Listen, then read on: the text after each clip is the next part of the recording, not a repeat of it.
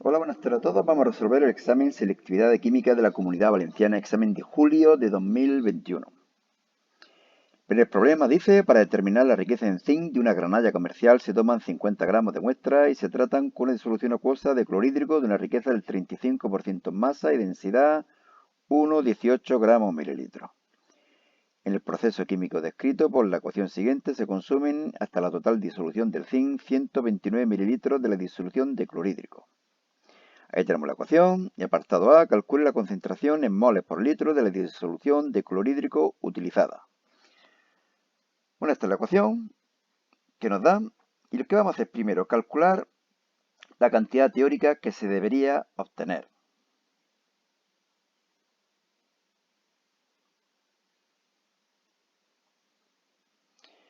Densidad de la disolución, masa de la disolución, volumen de la disolución, masa de la disolución, 1,18, que es la densidad por el volumen, 129 mililitros, 1,18 gramos mililitros por 129 mililitros, y me quedan gramos. Esta es la masa de la disolución. Masa de clorhídrico que hemos utilizado. Multiplicamos por el porcentaje, 152,22 por 0,35 y obtenemos la masa de clorhídrico puro que hemos utilizado. Moles de clorhídrico. La masa partido la masa molar, 1,46. Y ahora ya una vez que sabemos los moles y sabemos el volumen de la disolución, podemos calcular la molaridad y resulta ser de 11,32. Bueno, recordar que la molaridad de las disoluciones, si son concentradas, pues bueno, están alrededor de 8, 10, 12, 14, 15, una cosa así, ¿de acuerdo? Si es diluida, evidentemente puede ser mucho más pequeña, 0,1, 0,05, valores así. Apartado B, calcule el porcentaje en masa de zinc en la muestra. El número de moles de zinc es igual que el número de moles de clorhídrico dividido por 2. Nos fijamos aquí en la estequiometría de la reacción. Fijaros que aquí hay un 1 y aquí hay un 2. Por lo tanto, moles de zinc, la mitad que los moles de clorhídrico.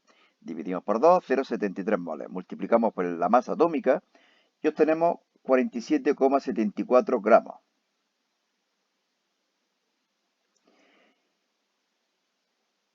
Esos son los que se han obtenido, pero la granalla comercial decían que tenía 50 gramos. Por lo tanto, el porcentaje, la riqueza, será los que había inicialmente, realmente, 47,74 entre 50 multiplicado por 100. Nos da un valor de 95,48. Segundo ejercicio. En un matraz de 10 litros se introduce una mezcla de 2 moles de nitrógeno y un mol de dioxígeno. Bueno, de oxígeno, ¿no? Y se calienta hasta 2300 Kelvin, estableciéndose este equilibrio de aquí.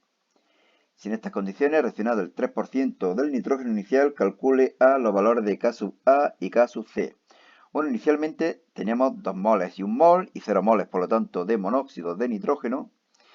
Y cuando se ha llegado al equilibrio, fijaros que nos han dicho que ha reaccionado el 3%. El 3% de 2 es 0,06, por lo tanto quedarán 1,94. Si ha reaccionado 0,06 de nitrógeno, también habrá reaccionado 0,06 de oxígeno y quedará, por lo tanto, 0,94. Y se forma el doble de monóxido de nitrógeno de lo que ha desaparecido de nitrógeno o de oxígeno. Y se forman, por lo tanto, 0,12 moles de monóxido de nitrógeno. Moles totales, lo sumo, 3. ¿Para qué hace falta esto? Pues ahora mismo no lo sé, pero posiblemente haga falta. Caso C, concentraciones elevados sus coeficientes estequiométricos de productos y reactivos. Moles partido volumen, moles partido volumen y moles partido volumen. El volumen era 10 litros, exacto. Nos da este valor, 7,9 por 10 elevado a menos 3. Pero resulta que K sub P es igual a K sub C porque incremento de N vale 0. Y por lo tanto, realmente no tendremos ni que haberlo calculado, solamente decirlo. K sub P igual a K sub C, puesto que no hay aumento, no hay variación del número de moles gaseosos en la reacción. Fijaros que hay 2 a la izquierda y 2 en la derecha. Esto es una mezcla de 2 mol, es que queda hasta raro, en vez de decir 2 moles. Pero bueno. Apartado B. Presiones parciales de todos los gases en el equilibrio, así como la presión total en el interior del matraz. Bueno, pues podemos calcular primero la presión total. Moles totales, RT, volumen. Lo conozco todo, 56, 58. Presión de nitrógeno. Moles del nitrógeno, que son 1,124, RTV, 36,59. De oxígeno, pues lo mismo. Y de monóxido, lo mismo. Evidentemente, la suma de estos tres tiene que dar 56,58. Problema número 3. A 25 grados, recordar que si hiciera falta poner la temperatura en Kelvin, habría que poner 298, ¿de acuerdo? La constante de acidez, pero en este tipo de problemas no hace falta. Del ácido láctico, que es el C3H6O3, es este compuesto de aquí. Si no lo supierais, pues no pasa nada, ¿de acuerdo? Ponéis HAC como si fuera, o HA, una forma genérica de nombrar a cualquier ácido. Se emplea como suavizante en cosmética, casi nada, y vale la constante 1,4 por 10 elevado a menos 4. Y la del ácido benzoico, utilizando como conservante en bebidas refrescantes, 6 por 10 elevado a menos 5. ¿Cuál es el pH de una disolución 0,01 molar de ácido láctico? Bueno, lo primero lo que pongo aquí son los dos equilibrios, ¿de acuerdo? Porque me va a hacer falta seguro. Constante de acidez del ácido láctico me lo dan concentraciones de los productos, concentraciones de los reactivos, la concentración del ion hidronio al cuadrado y concentración inicial menos lo que se ha transformado en ion hidronio. Por lo tanto, aquí podemos despreciar esta concentración de iones hidronio. La constante es pequeña y por lo tanto este número va a ser bastante pequeño comparado con 0,01. Fijaros que ha resultado ser 1,18 por 10 elevado a menos 3. ¿Que no queréis despreciarlo? Pues bueno, sale una ecuación de segundo grado, se calcula y punto. Pero debe salir parecido. Resulta ser de 1,18 por 10 elevado a menos 3. pH menos logaritmo de la concentración de iones hidronio, 2,93. Evidentemente el pH siempre tiene que estar entre 0 y 7. B. Concentración de ácido benzoico para que su pH sea el mismo que el de la disolución del apartado A. Es decir, para que el pH también sea 2,93 o lo que es lo mismo, para que la concentración de iones hidronio sea 1,18 por 10 elevado a menos 3. La constante de acidez del ácido benzoico es igual, productos, reactivos. Ahora aquí, ¿cuál es la incógnita? C. Es prácticamente el mismo apartado que el de antes. La verdad es que no sé cómo repiten estos apartados porque el que se sabe el primero no está demostrando nada nuevo con el segundo. Pues bueno, C pasa aquí, esto pasa dividiendo, luego esto pasa sumando y me da un valor de 0,024. Ejercicio número 4. Vamos a darle caña a esto porque si no se va a hacer muy largo. Una disolución de sulfúrico, el permanganato de potasio, reacciona con sulfato de hierro 2, de acuerdo con la ecuación química esta de aquí. Bueno, el primer apartado está claro que va a ser ajustar la reacción. Reacción de oxidación, aquella en la que aumenta el número de oxidación de un elemento, en este caso el hierro, de hierro 2 a hierro 3, más un electrón. En las reacciones de oxidación siempre se cede electrones. Vamos a multiplicar por 5 para que haya el mismo número de electrones cedidos que captados. ¿Quién lo capta? El permanganato. Se transforma en manganeso 2. Fijaros que está reduciendo el número de oxidación de más 7 a más 2. 4 oxígenos, 4 de agua, 8 hidrógenos, 8 protones. Hacen falta 5 electrones. Sumamos y transformamos. B. Se mezclan 100 ml de disolución 0,1 molar de permanganato y 250 ml 0,1 molar de sulfato de hierro 2. Normalmente cuando nos dan todos los datos para calcular el número de moles de todos los reactivos es para que determinemos cuál es el reactivo limitante y a partir de ahí pues hacer el problema que nos pidan. Fijaros que número de moles de permanganato, molaridad por volumen, 0,1 por 0,1, 0,1 por 0,1, 0,01 moles. Número de moles de sulfato de hierro 2, molaridad por volumen, 0,1 por 0,25, 0,025. ¿Cuál es más grande? Este de aquí. ¿Qué sobrará? Este de aquí. No, perdón.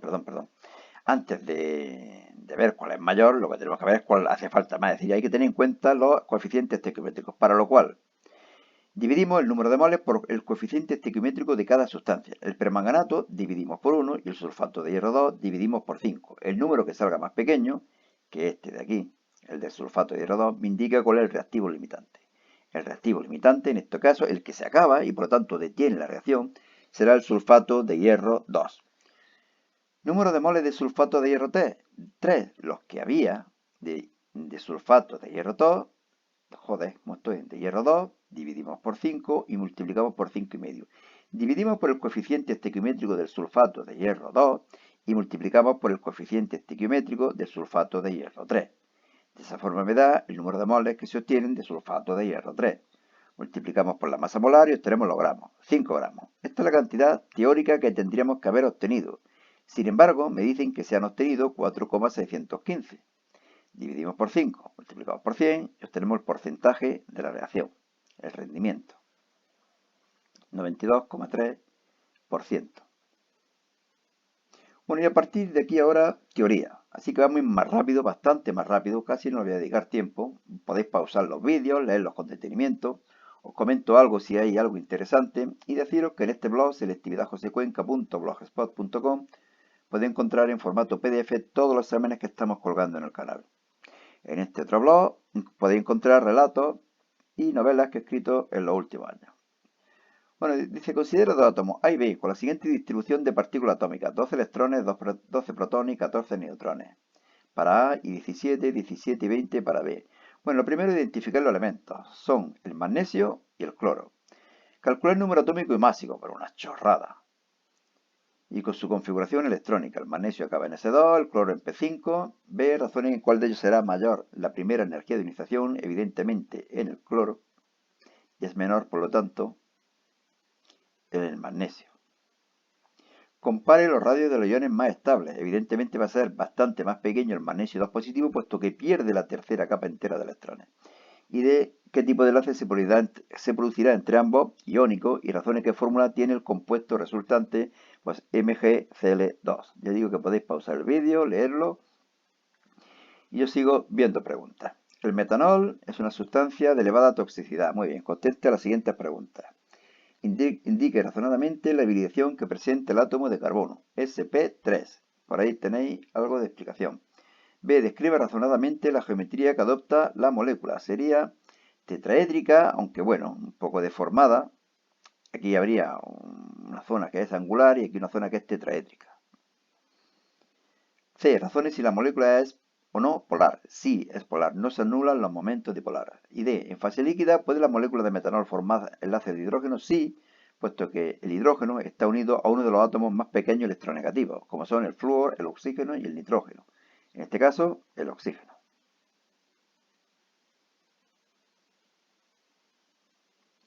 Ahí tenéis los apartados B, C y D. Me espero unos segundos, por si queréis pausar el vídeo. Y pasamos a hacer la cuestión tercera. En un reactor químico tiene lugar esta reacción. Fijaros que es una reacción endotérmica, puesto que delta H es positivo. Responde razonadamente. Inicialmente en el reposo se introducirá un mol de CO y un mol de hidrógeno. De estos dos. Manteniendo el volumen y la temperatura constante. La presión total del recipiente, una vez se alcance el equilibrio, será mayor, igual o menor. Bueno, pues se va a ir hacia la izquierda, va a haber menos moléculas gaseosas y por lo tanto va a disminuir la presión. ¿De acuerdo? B. Si se quiere que aumente la cantidad de hidrógeno, habrá que aumentar o disminuir la temperatura. Si yo quiero, a ver, si aumento la temperatura, va hacia donde es endotérmica. Y como es endotérmica hacia la derecha, pues bueno, pues aumento la temperatura para que el equilibrio se desplace hacia la derecha y haya más hidrógeno. Por lo tanto, elevar la temperatura. C. Se quiere que disminuya la concentración de CO, es decir, que vaya hacia la izquierda. Habrá que disminuir o aumentar el volumen. Bueno, lo tenéis aquí, ¿para qué voy a enrollarme? Si es que lo único que hago es molestar. Podéis leerlo con detenimiento y yo paso a hacer el C4.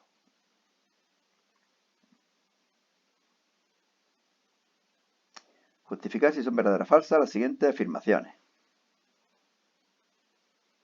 También teoría, no hay cálculo, yo creo que no hay que explicar nada.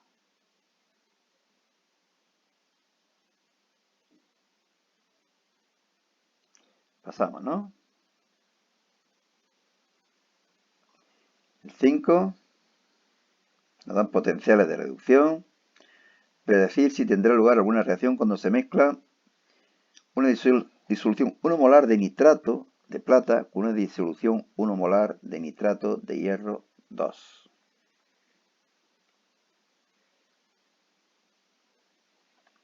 Fijaros que aquí lo difícil que es en este apartado es darse cuenta que pueden ocurrir dos reacciones. Una la evidente, el hierro 2 reacciona con plata positivo, el hierro se oxida, la plata se reduce, se obtiene un valor positivo, una reacción espontánea. Pero aquí hay otra, que es el hierro 2, se oxida a hierro 3, pero el ion nitrato se reduce a dióxido de nitrógeno. Los potenciales correspondientes, bueno, el de reducción siempre se mantiene, evidentemente, y el de oxidación se le cambia el signo. Fijaros que aquí se obtiene un potencial también positivo, pero más elevado, por lo tanto esta reacción será mayoritaria.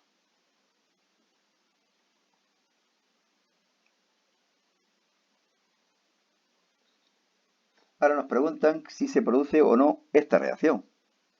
El hierro 2 positivo se oxida y se reduce. Ponemos las dos reacciones, los dos potenciales, valor negativo, no se produce la reacción. C. Justificar si el cobre metálico se disuelve o no en una disolución de clorhídrico. El cobre se oxida, el hidrógeno positivo se transforma en hidrógeno, este potencial es cero aunque no lo den, sumamos potenciales negativos, no se produce la oxidación de la reacción del cobre con el clorhídrico. Y D. El cobre metálico se disuelve en ácido nítrico. Estas reacciones que ya hemos visto antes. 0,62, valor positivo, por lo tanto reacción espontánea. C6, de orgánica. Complete las siguientes reacciones. Aquí tenemos el 2-bromo propano con KOH, lo que se produce es una eliminación. Sabemos que se produce una eliminación porque aquí aparece HBr, ¿de acuerdo? Este de aquí, que es el ácido propanoico, reacciona con el etanol para producir el propanoato de etilo. Es una reacción de condensación, una esterificación. La tercera, aquí tenemos el propanal, que se oxida hasta ácido propanoico. Y por último, aquí tenemos de nuevo el propanal con un reductor que produce el propanol, en este caso el 1-propanol o propan-1-ol, y sería una reacción de reducción. Y no sé si hay más, no, fijaros que aquí ya tenemos el del año 2020, que ya está colgado en otro vídeo, pero que como digo, en este blog podéis encontrar todos los exámenes de cada comunidad autónoma, ¿de acuerdo? Bueno, pues nada más, suerte y hasta otra. Este es el blog en el que podéis ver todos los exámenes.